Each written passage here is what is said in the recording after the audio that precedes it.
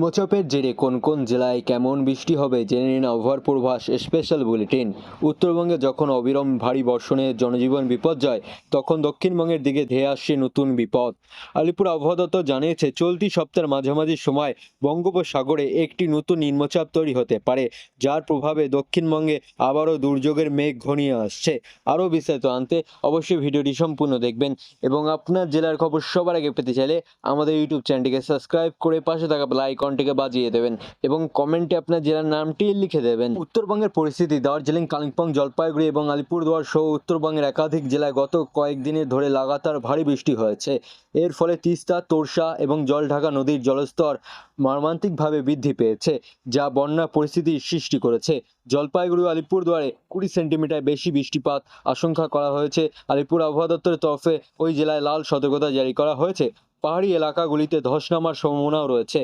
বুধবার জলপাইগুড়ি ও আলিপুরদুয়ার অতি ভারী বৃষ্টির জন্য কমলা সতর্কতা জারি করা হয়েছে। দার্জিলিং, কালিম্পং ও কোচবিহারে ভারী বৃষ্টির সতর্কতাও রয়েছে। আবহাওয়া দপ্তরের পূর্বাভাস অনুযায়ী বুধবার ও উত্তর পশ্চিম মধ্য বঙ্গোপসাগরে একটি নিম্নচাপ সৃষ্টি হতে চলেছে। এই নিম্নচাপের প্রভাবে বুধবার থেকে দক্ষিণবঙ্গের উপকূলবর্তী জেলাগুলিতে ঝড় বৃষ্টি শুরু হতে পারে। আগামী দিনগুলিতে নিম্নচাপটি আরও শক্তিশালী হওয়ার সম্ভাবনা থাকায় বাংলা এবং সংলগ্ন উড়িষ্যা উপকূলে উত্তাল থাকতে পারে সমুদ্র। মৎস্যজীবীদের ইতিমধ্যেই সমুদ্রে মাছ ধরতে যেতে নিষেধাজ্ঞা করা হয়েছে। বুধবার 24 পরগনা, 2 মেদিনীপুর, নদিয়া ও ঝাড়গ্রামে হালকা থেকে মাঝারি বৃষ্টির সম্ভাবনা রয়েছে। বৃহস্পতিবার ও শুক্রবার দক্ষিণবঙ্গের প্রায় সব জেলাতেই বজ্রবিদ্যুৎ সহ বৃষ্টির পূর্বাভাস রয়েছে হলুদ সতর্কতাও। কলকাতার আকাশ আংশিক মেঘলা থাকবে। জলীয় বাষ্পের পরিমাণ বেশি থাকায় দিনের বেলা আর্দ্রজনিত অস্বস্তি অনুভূত হবে। বুধবার শহরে সর্বনিম্ন তাপমাত্রা হবে 28.8 ডিগ্রি সেলসিয়াসের কাছাকাছি, যা স্বাভাবিকের চেয়ে 2 ডিগ্রি বেশি।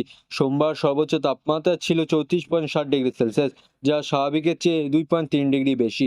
সব মিলিয়ে এদিকে উত্তরবঙ্গের জনজীবন যখন বিপর্যয়, তখন দক্ষিণবঙ্গের এদিকে নতুন করে প্রাকৃতিক দুর্যোগের আশঙ্কা দেখা দিচ্ছে। আবহাওয়া দপ্তরের পরিস্থিতির ওপর নজর রাখছে এবং প্রয়োজনীয় সতর্কতা জারি করা হচ্ছে। দক্ষিণবঙ্গে বাড়ছে গরম, বিক্ষিপ্ত বৃষ্টির সম্ভাবনা থাকলেও অস্বস্তি থাকবে। অন্যদিকে উত্তরবঙ্গে ভারী বৃষ্টির পূর্বাভাস দিয়েছে আলিপুর আবহাওয়া দপ্তর। বঙ্গোপসাগরে একটি নিম্নচাপ তৈরি হওয়ার কারণেই উত্তর ও দক্ষিণবঙ্গে আবহাওয়ার বড় পরিবর্তন আসতে পারে বলে জানানো হয়েছে। আবহাওয়া অফিস সূত্রে খবর, মৌসুমী অক্ষরেখা বর্তমানে জলপাইগুড়ির ওপর দিয়ে বিস্তৃত। নিম্নচাপটি শক্তি বৃদ্ধি করলে এর প্রভাব 24 পরগনা, 2 মেদিনীপুর এবং নদিয়ায় হালকা থেকে মাঝারি বৃষ্টি হতে পারে।